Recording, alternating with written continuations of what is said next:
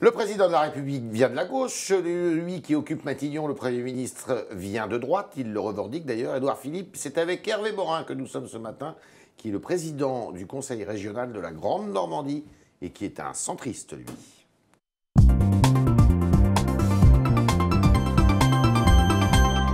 Hervé Morin, bonjour, merci d'être avec nous. Édouard Philippe, donc à Matignon, c'est un débauchage individuel ou c'est le début d'une recomposition, d'une transhumance, je ne sais pas, pour vous, d'après vous? Moi, je continue à penser que l'opération d'Emmanuel Macron est extrêmement simple. Oui. C'est une méthode très traditionnelle, très classique, c'est une méthode à l'ancienne. Oui. À l'ancienne. C'est-à-dire? C'est construire un parti unique, oui, captant tous les pouvoirs de l'Élysée à l'Assemblée nationale. Oui. Le schéma, il est simple, c'est qu'il veut 350 députés à sa botte. Il en faut 289 déjà. Ouais, enfin, je dis 350. D'accord, 300. Allez, okay. 300. Ouais. C'est exactement ce schéma-là qu'il souhaite. C'est-à-dire un schéma qui a tout le temps échoué. C'est le même schéma que le schéma du PS, c'est le même schéma que celui de l'UMP. Sauf que c'était avec le PS avec non, lui-même. parce que le PS, il avait les autres. Quelques alliés. Mais, ouais. Sauf que là, il tente, je ne sais pas dit que c'est fait, mais de faire exploser tout le paysage politique. C'est parfois un peu compliqué à faire comprendre, mais un gouvernement d'union nationale, c'est pas ça. C'est pas un gouvernement où on met tout le monde dans la même caserne, c'est-à-dire le nouveau parti politique à la mode, En Marche. C'est un gouvernement, dans toutes les démocraties européennes, l'allemande, la néerlandaise, enfin bref, dans toutes les démocraties européennes, c'est un système où des familles politiques s'unissent pour un projet politique. Là c'est pas le cas. Non, c'est ce que je vous dis. Et donc, en clair, qui est-ce qui voulait faire ça? François Bayrou, en 2007 peut-être? François Bayrou avait cette idée-là. Alain Juppé l'avait aussi, d'ailleurs, je vous rappelle, durant la primaire. Enfin, lui, il est au pouvoir, ça y est. Ce que je défends, c'est l'idée, très clairement, de laisser les Français s'exprimer dans le cadre de ce nouvelle échéance électorale que sont les élections législatives. Et après les élections législatives, en effet, en fonction du vote des Français, observer dans quelles conditions on peut aller vers un gouvernement d'union nationale avec la possibilité, parce qu'on a la liberté, de pouvoir dire non quand ça ne va pas et oui quand ça va bien. Un petit mot d'Édouard Philippe. Est-ce qu'il a le profil du poste pour Matignon? Oui, il est dans la tendance. Vous le connaissez bien, c'est un Normand comme vous. C'est un ami, c'est quelqu'un que j'apprécie beaucoup, qui est intelligent, il n'y a aucun doute là-dessus. Et il est suffisamment souple comme Premier ministre pour pas se braquer trop vite? Écoutez, ça, on verra. Mais ce que je veux dire, ce que je lui ai dit d'ailleurs la semaine dernière dans une conversation... Il a pris conseil auprès de vous? C'est que... Non, la preuve, c'est que je lui ai dit... Vous lui auriez des conseils? Je lui ai dit, la seule question quand on est dans un gouvernement, c'est est-ce qu'on a une expression parlementaire? Parce que sinon, vous n'avez pas de clé. Vous n'êtes pas en capacité de peser sur les textes. Et donc, en clair, la seule arme que vous avez, c'est je reste ou je démissionne. C'est une arme que vous ne pouvez pas utiliser. Il y a un appel de plusieurs élus de droite et du centre, là. J'ai vu que votre nom ne figurait pas dessus. Non, cet appel, il peut faire des petits, il peut entraîner, il a un élan. Bon, déjà, on peut faire une analyse qui... Il y a des leméristes, des jupéistes, on voit quelques centristes. Qui ont déjà tendu la main pour entrer au gouvernement. C'est normal qu'ils y soient. Il y en a d'autres qui ont des problématiques législatives, qui fait que s'ils n'ont pas de candidat En Marche, c'est un peu plus facile. Il y a beaucoup d'opportunisme. Non, j'observe dans la liste. Il y a des gens probablement certainement même très convaincus, j'en connais, qui sont très convaincus. Non, je ne vais pas citer non. Ah si. Non, c'est des conversations privées. Ceux qui sont convaincus. Ils le diront. Bon. D'autres, il y a des analyses qui s'expliquent quand on demande à rentrer au gouvernement. Il y a des noms qui vous étonnent là-dedans? Pardon? Il y a des noms qui vous étonnent? Non, honnêtement, non, pas fondamentalement. Est-ce que, Hervé Morin, cette recomposition, si elle a lieu, elle aura lieu avant les législatives ou après les législatives? Moi, je dis qu'après les législatives, en fonction du vote des Français, nous aurons l'obligation d'examiner très clairement dans quelles conditions on peut faire en sorte qu'à chaque fois qu'il y a une bonne mesure, on la vote et qu'on s'oppose quand elle donc s'il n'a pas la majorité absolue. Faire une majorité d'idées. Vous ne croyez pas qu'il ait la majorité absolue? Honnêtement, j'ai un doute dans la mesure où, d'une part, il y a très nombreux compatriotes qui voulaient une franche alternance, Ceux-là, ils ont été largement battus. Oui, mais c'est aussi parce qu'on a eu un contexte politique qui était quand même particulier. Enfin, un candidat, dites... voilà. Arrêtez la langue de bois. Non, mais je n'ai pas langue de bois, c'est pour ne pas être blessant. Désagréable. Et deuxièmement, il y a quand même beaucoup de candidats qui sont des candidats qui ont été sans bagage, qui sont des candidats itinérants. Moi, je vois en Normandie, vous avez des hommes et des femmes qui sont passés par à peu près tous les partis politiques pour essayer de se faire élire. Et qu'on retrouve candidats En Marche. Cela dit, il va y avoir énormément de têtes nouvelles, puisque Bernard Accoyer, qui était à votre place la semaine dernière, nous disait qu'il allait y avoir peut-être 65 à 70% de têtes nouvelles chez les Républicains chez nous, et UDI. Oui, c'est vrai. Donc ça va vraiment brasser. Non, mais tout ça est très bien. On a besoin d'avoir beaucoup plus de fluidité dans les générations politiques. Ça ne fait absolument aucun doute, comme toutes les démocraties européennes. Mais comme toutes les démocraties européennes, j'insiste, la coalition, c'est un système dans lequel on bâtit un projet politique reposant sur des familles qui s'engagent et non pas sur des hommes et des femmes qui rentrent dans un parti politique qui a beau avoir un nom nouveau, mais dont le système est exactement... Vous croyez peu à l'émergence d'une force nouvelle centrale, mais en revanche, il y aura cette force et puis d'autres forces il y aura dans les majorités d'idées. Ça fait aucun doute qu'il y aura l'émergence de cette force centrale. Ce que je dis, c'est que tous les systèmes de la concentration des pouvoirs dans les mains d'un homme depuis 20 ans, ça n'a pas marché. Le modèle, le 21e siècle, ce n'est pas un modèle descendant, ça n'est pas un modèle où on concentre les pouvoirs dans les mains d'un homme et on dit à la société, alors que vous avez fait 20% au premier tour, voilà ce qu'on va faire. Ça ne marche pas comme ça. On n'emmène pas le pays comme ça. Deux questions. Les Républicains vont-ils se fracturer néanmoins ? Écoutez, on verra. Moi, je ne peux pas parler au nom des Républicains. Alors, vous êtes centriste. Le centre, il est déjà un petit peu oui, il est déjà par nature, façon puzzle. Voilà, façon puzzle. Est-ce que le puzzle va encore s'élargir ? Écoutez, je pense qu'il y aura une recomposition politique, parce qu'on voit très bien qu'il y a ceux qui, comme j'entendais Alain Juppé hier, ou d'autres, expliquaient le fait que, très clairement, nous aurons une responsabilité après le 18 juin, après les élections législatives. De l'autre, certains sont très clairement dans une opposition frontale. Je pense que le pays mérite mieux que simplement l'opposition frontale. Vous ne serez pas à l'Assemblée nationale, non, mais vous avez fait un autre choix, vous avez des amis. Vous, votre attitude, ça sera quoi ? Ça sera l'attitude Wauquiez, en disant opposition frontale ? Non, moi je serai pas... Non, je pense qu'on doit regarder, d'une part, si on peut... s'il y a les voies de la construction de cette majorité d'idées, la plus large possible. Je prends des exemples simples.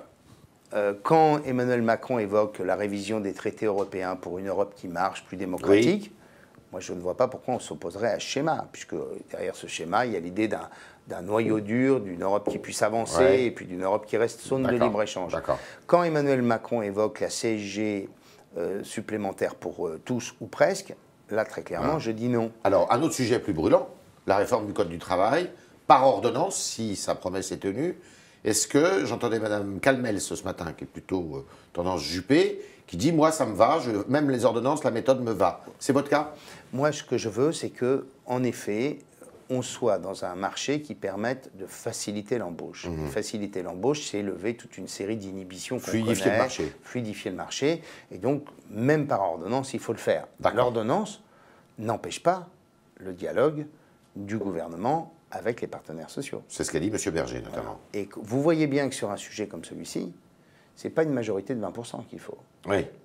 Parce que des oppositions, vous en allez avoir des violentes et des brutales. Et je rappelle, puisque le Premier ministre est maire du Havre, que sur la loi El Khomri... Mais c'est au Havre qui a eu les plus fortes manifestations. C'est pas plus que ça. C'est que le port du Havre a été purement et simplement bloqué pendant des semaines. La ville du Havre. Je rappelle que les cadres d'entreprises Céveso ont passé quasiment une semaine entière dans leur usine pour assurer la sécurité des installations. Donc on est sur des schémas où on voit bien qu'il y aura immédiatement, on l'a déjà entendu de M. Mélenchon, des oppositions extrêmement violentes sur ces sujets. Et donc on voit qu'il faut aussi une capacité d'emporter toutes celles et tous ceux qui veulent faire évoluer le pays. Alors, vous êtes sur le terrain. Et non pas les embrigader dans un parti unique qui n'a fait que 22% au premier tour. Mais vous êtes sur le terrain, vous entendez les Français de droite, du centre, qui disent « mais nous, on en a assez des histoires de partis, leur cuisine et tout, on veut que le pays avance ». Vous êtes conscient de ça? Mais bien sûr, mais... c'est plutôt assez macronien, ça, comme raisonnement. Oui, mais attendez, il y a un parti, hein. Il n'y a pas...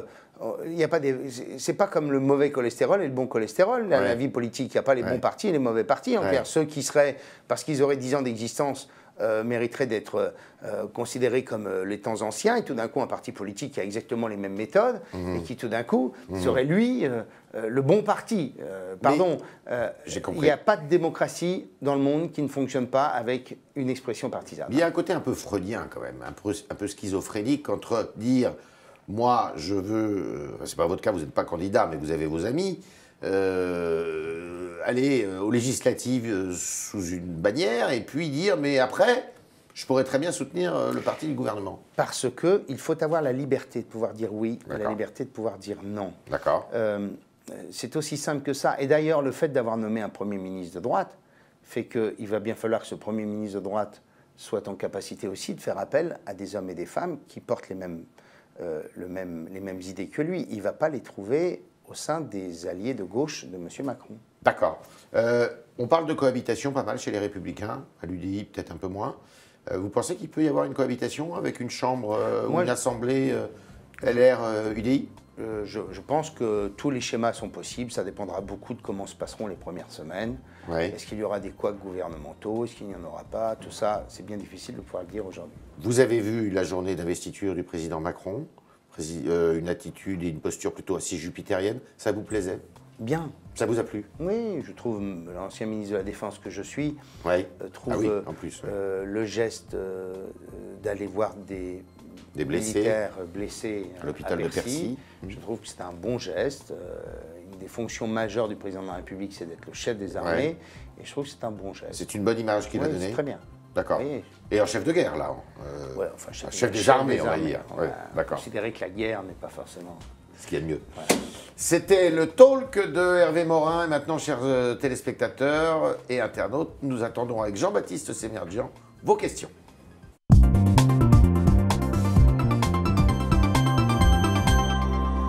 Bonjour Jean-Baptiste. Bonjour Yves. Bonjour Hervé Morin. Bonjour. Une première question de Philippe. Qu'est-ce qui vous oppose le plus à Emmanuel Macron? Vous, 2 points. Sur son schéma démocratique, son schéma politique qui est de vouloir mettre tout le monde dans un parti unique, ça c'est totalement contraire à ce que je crois d'un bon système, qui est un système où on essaie d'emmener le plus grand nombre d'entre nous dans la modernisation du pays. Et si je prends un sujet de fond, je dis très clairement que son idée d'augmenter la CSG pour baisser ensuite un certain nombre de cotisations sociales est une erreur, que le bon schéma, c'est la hausse de la TVA pour frapper les importations et payer une partie de notre protection sociale. Ever vous interroge un peu sur le même sujet des partis, justement. Macron a-t-il raison de penser que le problème de la France vient du clivage gauche-droite? Quelque chose sur lequel il a vraiment... J'entends bien, sauf que j'entends ce message. Et Dieu sait que je l'ai porté pendant des années. La seule chose que je dis, je me répète, c'est pas en faisant un parti politique ayant fait 22% des voix à un premier tour qu'on emmène le pays au-delà de la macromania à laquelle on assiste aujourd'hui, qui est assez formidable. Bon, mais tout ça, ça dure qu'un temps. Je vous rappelle, il y a 3 mots qu'utilisent beaucoup les journalistes en général en évoquant ce monde-là. C'est je lèche, je lâche, je lynche. Expression de Jean-François Kahn. Oui, ben voilà, mais que vous avez toujours repris très souvent. Ouais. Et je serais lui, je m'inquiéterais de voir autant. Vous pensez qu'on va passer à la deuxième étape? Deuxième étape assez vite. Justement, vous avez été ministre de Nicolas Sarkozy. Est-ce que vous voyez un parallèle entre la Sarkozy-mania et la Macron-mania? J'entendais dimanche des gens dire qu'il n'y a jamais eu autant d'enthousiasme dans le pays. Enfin, j'ai des hommes des commentateurs qui pourtant ont un peu d'expérience. Je rappelle que quand Nicolas Sarkozy a été élu en 2007, il y avait un enthousiasme dans le pays extraordinaire. Extraordinaire. Qu'est-ce qui l'a empêché? Quand Valéry Giscard d'Estaing a été élu, il y avait un enthousiasme extraordinaire. Quand François Mitterrand a été élu, quand Jacques Chirac a été élu en 1995, il y avait un enthousiasme extraordinaire. Donc tout d'un coup, on a le sentiment qu'on balaie 60 ans de la vie politique et qu'on a oublié un certain nombre d'éléments, quoi. Et notamment que la concentration des pouvoirs dans les mains d'une seule formation et d'un seul homme, ça ne marche pas. On reste sur votre mandat au moment de l'élection de Nicolas Sarkozy. Yolande qui vous demande, vous avez donc été ministre de la Défense, qu'avez-vous pensé de Jean-Marc Le Drian qui était à ce poste? Non, Jean-Yves. Jean-Yves Le Drian, pardon, juste avant. Mais Jean-Yves Le Drian... Est-ce que vous avez des idées, vous, une proposition pour le ministre de la Défense? Vous évoquiez des sujets. Il y a un sujet sur lequel je suis en opposition absolue avec les propositions d'Emmanuel Macron, c'est ce service national d'1 mois. Ça n'a aucun sens. Il n'en parle plus d'ailleurs. Est-ce Oui. que, à votre avis, ça va se faire, ça? Non, ça ne se fera jamais. C'est impossible. Impossible. Ça ne se fera jamais. Pourquoi? Parce que ça coûte cher? Parce que, non, c'est pas que ça coûte cher. Si ça coûte cher et que c'est utile, c'est bien. Mais 900 000 personnes, donc il était sur des effectifs moins nombreux, donc on ne voit pas ce que vont faire les autres. Si je comprends bien, ça s'adresse à des gens dont on dit il faut leur retrouver un cadre, des repères. Je ne suis pas convaincu que c'est ceux-là qui iront vers le service national. Et deuxièmement, on n'a pas les effectifs, on n'a pas les cadres, on n'a pas les structures. Les locaux aussi. C'est ça, quoi. Je dis les structures, les régiments, ils ont été fermés depuis. Et donc, là, une armée. Moi, j'ai fait partie de ceux qui se sont opposés à la suppression du service national. D'accord. Donc, je peux d'autant plus le dire que bâtir un système de conscription, ça impose une armée beaucoup plus nombreuse pour encadrer ses effectifs. Question d'Alexandre qui pose souvent des questions et qui est très actif dans notre réseau, qui dit que certains élus de droite veuillent rejoindre Macron en faisant cela. Est-ce que ce n'est pas crédibiliser Marine Le Pen qui parle de l'UMPS? Et c'était sa première réaction hier au moment de la nomination du Premier ministre. C'est vrai que la question qu'on doit se poser, c'est que, ce que je ne souhaite pas, je souhaite que la France réussisse. On est quand même dans l'ornière depuis trop longtemps. Mais dans l'hypothèse où les choses se passent mal et qu'il y ait cette espèce de gouvernement rassemblant de façon considérable... Avec ce parti unique que vous dénoncez, oui. Quelle est l'alternative? Ça sera les extrêmes? Si dans cette hypothèse, il n'y en aura pas d'autre. D'accord. Question de Nicolas, une question un peu impertinente. Ça fait quoi d'avoir créé un parti qui s'appelle Nouveau Centre et qui est devenu ancien avec Emmanuel Macron? D'abord, le Nouveau Centre n'existe plus, là. Non, maintenant ça s'appelle les centristes. Voilà. Mais bien avant Emmanuel Macron.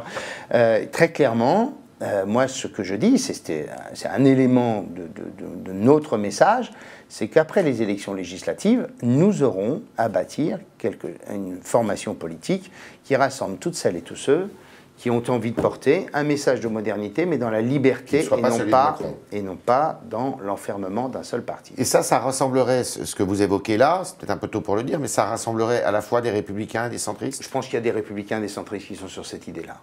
Oui, c'est qui, par exemple? Vous verrez. On verra? Oui. D'accord. Une dernière question? Une dernière question de Maurice Cardinal qui dit est-ce que cette ouverture faite par Emmanuel Macron, est-ce qu'il ne fait pas un petit peu du Nicolas Sarkozy? Est-ce que ça va fonctionner? C'est ce que je dis. Je dis des ministres qui n'ont pas de... Si Emmanuel Macron avait vraiment voulu faire ce rassemblement, il aurait permis à Édouard Philippe et à toutes celles et tous ceux qui vont rentrer dans le gouvernement d'avoir un groupe politique parlementaire leur permettant de s'exprimer à l'Assemblée nationale et de faire, de participer à la construction de cette coalition. Or, on est sur un schéma où il faut tous passer par la case En Marche. La République En Marche. Oui, c'est pareil. C'était les réponses à vos questions d'Hervé Morin, le président du Conseil régional de la Grande Normandie, et on le remercie de ses réponses.